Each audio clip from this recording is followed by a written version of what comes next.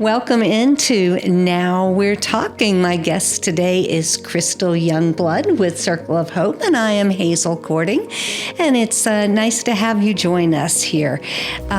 Crystal is the Resource Development Director with Circle of Hope, and I welcome you. Thank you. Thank you for having me. I'm happy to be here. Well, we have so much to talk about. Yes. First, I want to talk a little bit about Circle of Hope and your mission, and how long Circle of Hope has been around this area. Yes, so Circle of Hope's been here since the late 80s. We built our first emergency shelter. It was a farmhouse. And within 2 hours of it being finally built, we accepted our first victim of domestic violence. And we've been boots on the ground ever since, serving both Habersham, White County, and Stevens County, all victims of domestic violence. So when you think of domestic violence, you think, most people think just intimate partner violence, but it's family violence, intimate partner violence, stalking, trafficking, all of those facets of domestic violence. But Circle of Hope's been around for quite a bit of time, but we're very fortunate to be in this community and to serve. And hopefully one day we move towards, creating solutions for domestic violence. But for now, it's still an ever-growing need, unfortunately. And it can happen to anyone at any age. And this is something that people do not realize, that it's not just domestic violence against women. It's also domestic violence against men in some situations. Oh, yeah, absolutely. So domestic violence does not discriminate at all, right? It could happen, just like you said, anyone, anytime. It doesn't matter their status. It doesn't matter their financial well-being. It doesn't matter their gender. It doesn't matter their religion. None of it matters, right? It could happen to anyone at any time. And oftentimes it's hidden for years. Oh, yeah. Because it's embarrassing. It can be. A lot of people feel that. There's so many reasons why people, I think there's this misconception that people struggle to leave, or why won't they just leave a situation? But there's so many things that go into that, right? It could be the form of embarrassment. It could be financially they're not able to go and be a parent on their own, or just get away from that situation. There's so many different things that go into that. But yeah, it's a huge misconception. There is. And oftentimes there's that hidden threat that they suffer, that, it's just kind of a thought process that they can't get away because, they're scared in so many different ways. And what if right. I leave? How am I going to do this? And there are so many facets, as you said. And resources. It takes a lot of resources for Circle of Hope in order to keep your programs running. You have shelters that once somebody does decide to leave, you have to have a place to house people. Right. And there's not only when you house someone, oftentimes you're housing the whole family. Yes. It's not just the person who the violence is going towards. Oftentimes it's the children as well. And if it's affecting a mother or a father, then it's affecting the children as well. Oh, absolutely. Also, I would even include pets. I mean, we're fortunate that our emergency shelter does have a pet kennel. So, there's so many people who won't leave in fear of their pets as well, because they can't take them with them and, something's going to happen. But Circle of Hope does have a pet kennel at the emergency shelter. So not only do we serve women and children and men, but also if they're actively fleeing and they need to bring their pets with them, that's an option as well. I never even thought about that, but that is something. Children would have a very, very difficult time leaving their pets. And I never even considered that. So that is a big choice there on leaving, because sometimes that is your only loved one as well. Yes. No, absolutely. And I would also add, talking about people trying to leave, a lot of times people don't leave for a very, very long time. It takes many, many times of attempting to try to get away before someone actually breaks free from it. But yeah, pets is something that we realized, I think it was several years ago, was a huge need. And our director worked very hard and diligently to build a pet kennel to help minimize that barrier of entry into our shelter program. But I also want to say another big misconception that we get is that you have to go through our emergency shelter to receive assistance through us for domestic violence, but that's not the case. We have tons of people called that need just help with resources or legal assistance, such as like a temporary protective order. So you can call our hotline anytime if you're experiencing any form of domestic violence and you're needing assistance with, getting out of it, or just resources in the community to stabilize yourself. So I did want to say, like, that's another big misconception is people think that you have to come into our shelter to receive our services, and that's not the case. Well, that's good to know, because some people do not realize that they can just get, different options through you, like a TPO, that they just need that extra help, or maybe some legal services, or just sometimes counseling. Yeah. Counseling, support groups, knowing that you're not alone, that there's people out there that can help. It helps that process when you feel like you have support. So when you think of domestic violence, most of the time the perpetrator will, what's the word I'm looking for?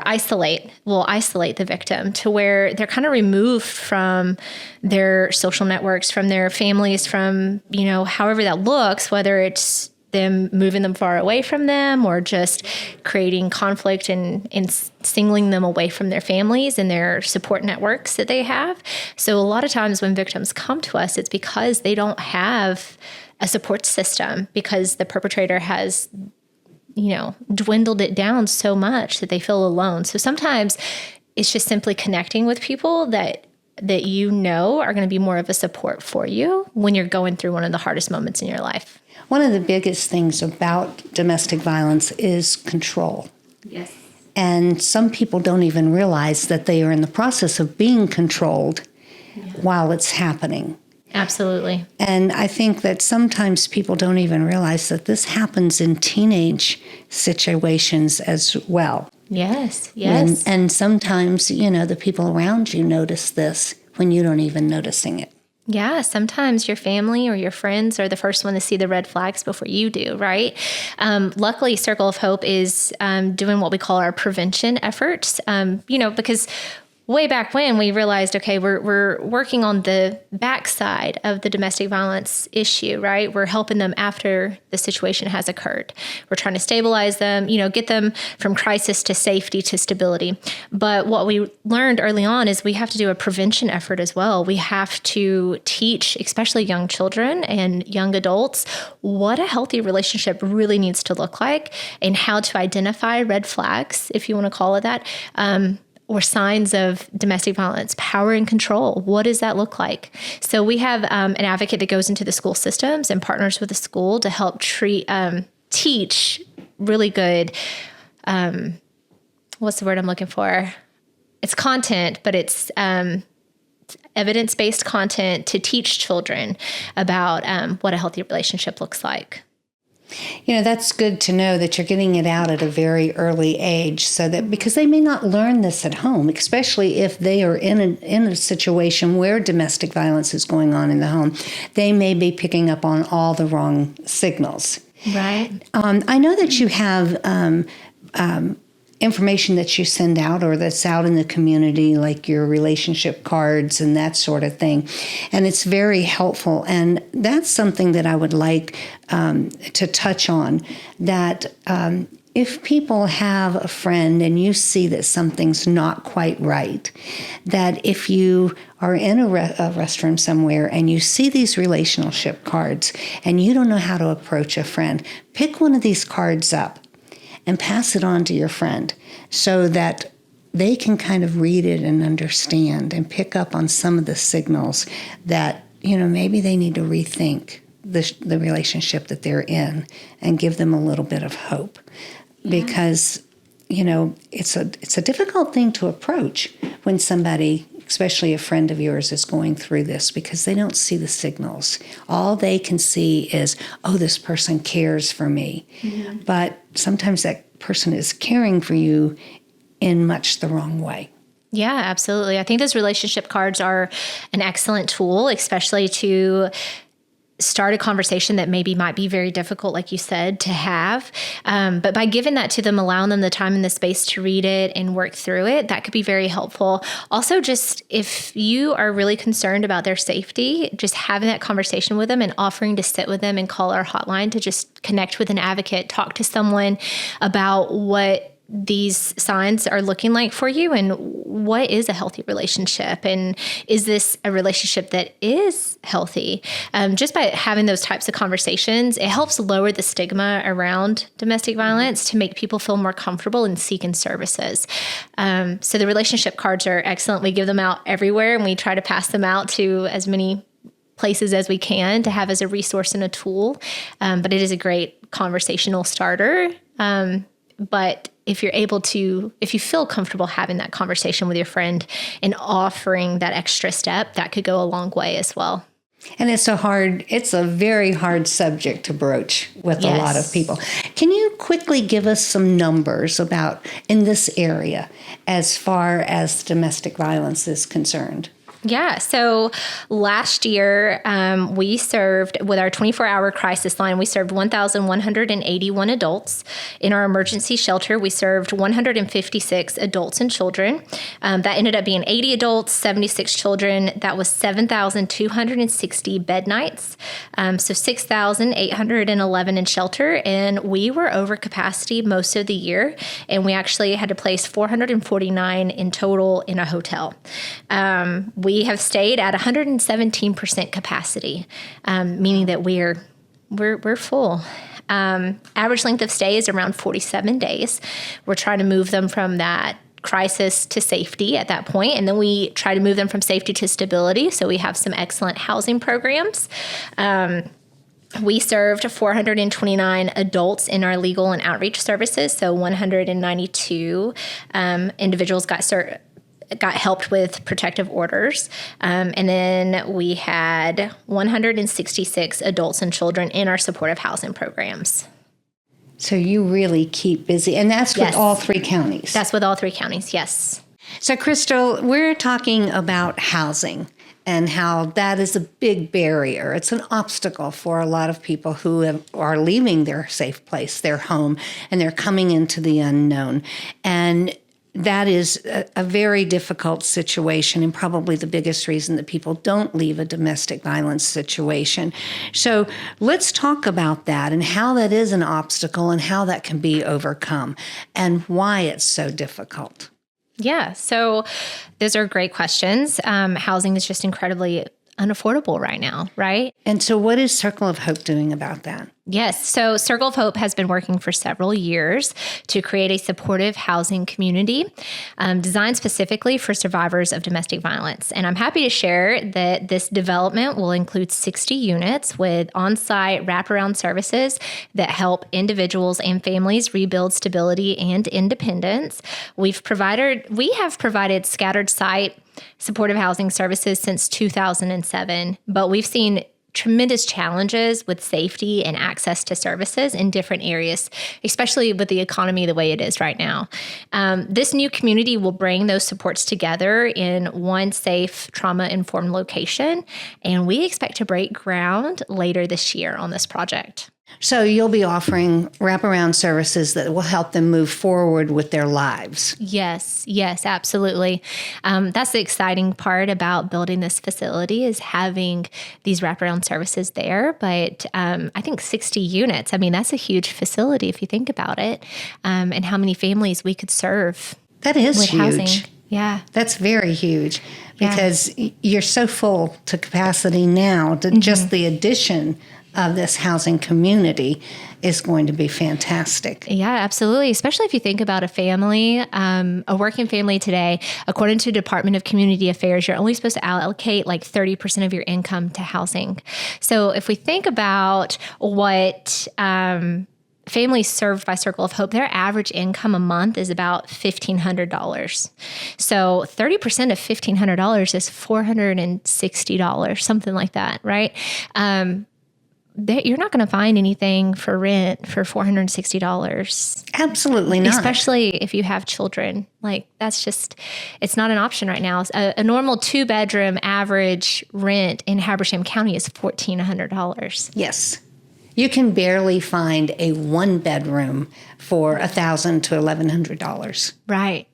So you can see that's a pretty wide gap that we're trying to serve and fill. It's a big issue. And going from crisis to safety to stability, that stability piece is quite difficult when you can't afford to do that. And then if you have children and you have to pay childcare and all of these other things on top of it, it makes it extremely difficult. So you have more statistics on that as far as income and all are concerned. Can you share some of that with us? Aside from, I think you'd said something like it takes about $64,000. Yeah. So in order to afford a 2-bedroom apartment in Habersham County that costs about $1,400, for that to be 30% of your income, you would have to have a minimum average family income of $64,000. And if someone's coming to us with children and it's an individual with children or an individual themselves, most individuals are only earning about $1,500 a month, not $64,000 a year. And that's huge. And sometimes these women come from a home where they have not worked previously or have a gap in their employment. Yes, they've, whether they're raising children or their partner didn't allow them to work, financial abuse is real too, right? Withholding and preventing people from accessing employment, those opportunities. And then if you think about someone who is actively fleeing and they haven't worked in 10 years, or they have this huge gap, or they have no other financial means as a resource, now we're asking them, they're coming into the shelter for safety, but then we have to figure out, how are we going to stabilize them? How are we going to get them to a place of stability, helping them find employment and gain enough to be able to make a dent in their needs? And oftentimes they have come from a 1-car family. Yeah. Because with the control, they don't have access to a vehicle as well. Yeah, that could definitely be the case, right? And so that makes transportation, that becomes a barrier. There's tons of barriers that one person could be experiencing at any given time. So when somebody comes to you, there's so many financial situations that are stacked on top of each other. Mm-hmm. So having this housing community to bring them, to bridge the gap, to get them where they need to do mm-hmm. or what they need to do, you have so many different situations and so many obstacles that have to be overcome. It takes a while. It does. It just doesn't take 30 days. No. It takes a while to get everyone's situated, and it takes money. Right. And that's one reason that these fundraisers are so important, and just people donating throughout the year to Circle of Hope. Absolutely. So Circle of Hope is very blessed in the sense that our executive director does a phenomenal job securing so many grants that allow us the opportunity to provide so many services. But those grants can only do so much, or they cap at a certain amount. And that's where these fundraisers are so helpful. You could fund 10 counseling sessions with a donation. You could fund a mom who's having transportation issues and needs to get her children to childcare and then needs to get herself to work. All she needs is a set of tires. Being able to have this extra money allows the flexibility to fill in the gaps where these grants can't touch. So when we have these fundraisers, that's why we're so hopeful that we're able to be successful, in the sense that we raised enough money to make a true dent in a big impact on these families' lives so that they can get to stability and stay stabilized.